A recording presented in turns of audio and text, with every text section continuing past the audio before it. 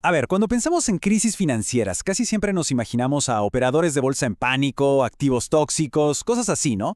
Pero, ¿y si las verdaderas amenazas para la economía global no estuvieran en los balances de los bancos, sino en las fracturas de nuestras propias sociedades? Esa es la gran pregunta, ¿cierto?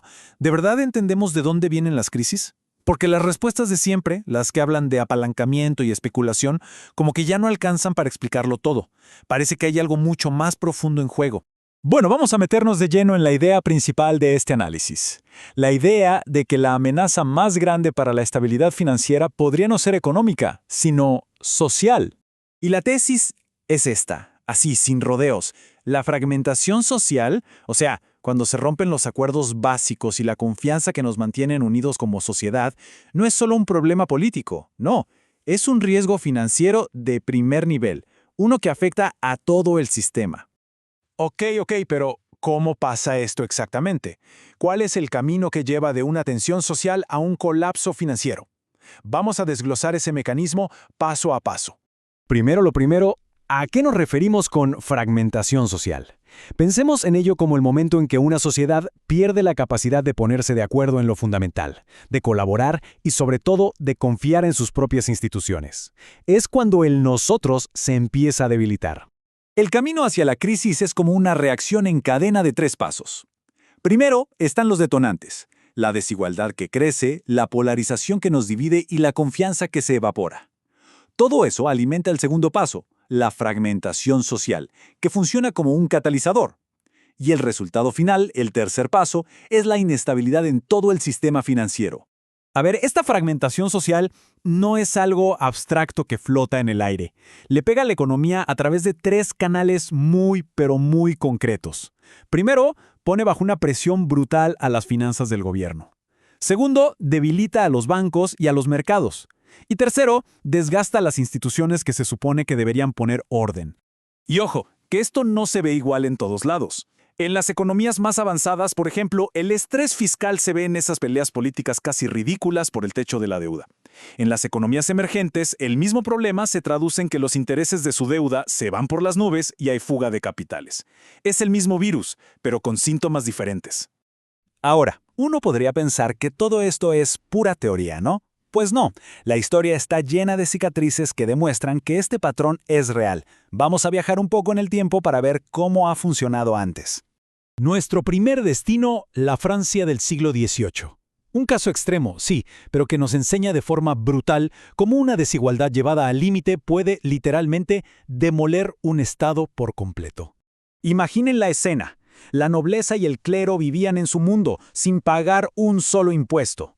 Mientras tanto, la gente común, el llamado tercer estado, cargaba con todo el peso del país.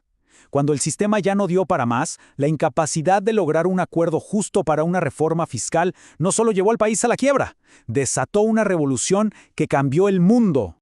Ahora saltemos a un caso mucho más cercano en el tiempo. México, a mediados de los 90. La famosa crisis del tequila.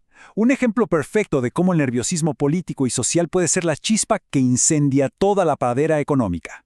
Lo de México fue una tormenta perfecta. Por un lado, una desigualdad creciente. Por otro, agitación social, un levantamiento armado y, para rematar, el asesinato de un candidato presidencial. Todo esto hizo que la confianza se hiciera polvo. Y esa desconfianza fue como echarle gasolina al fuego de los problemas económicos que ya existían, convirtiendo en un ajuste manejable en el devastador efecto tequila.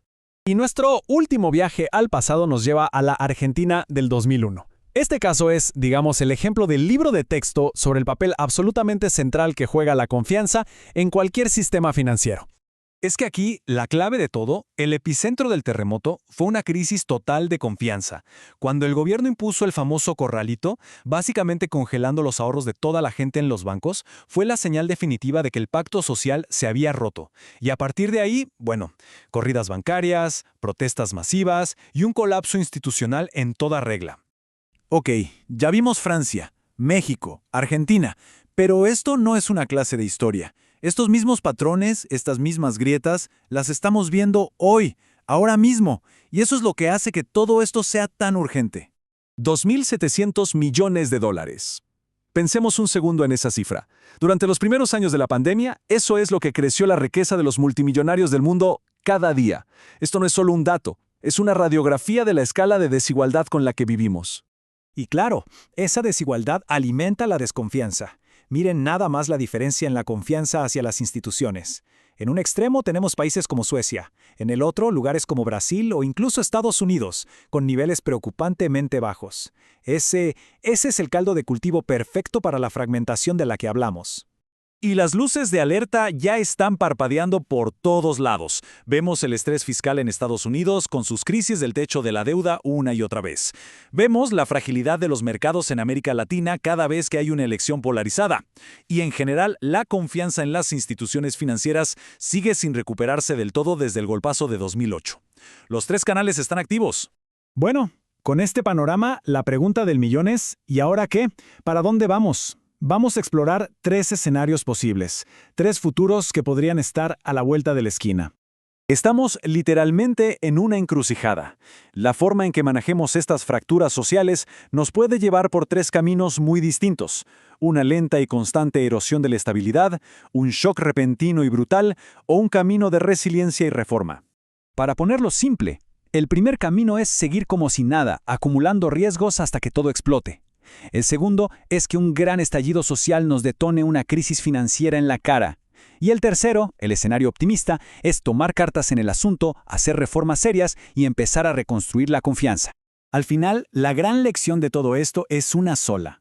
La estabilidad financiera no se arregla solo con algoritmos y regulaciones complejas. No es un problema técnico. Se sostiene sobre algo mucho más frágil y mucho más humano, la cohesión social. Y sin cohesión social, todo lo demás es un castillo de naipes esperando a que sople el viento. Y esto nos deja con una pregunta final, que no tiene una respuesta fácil.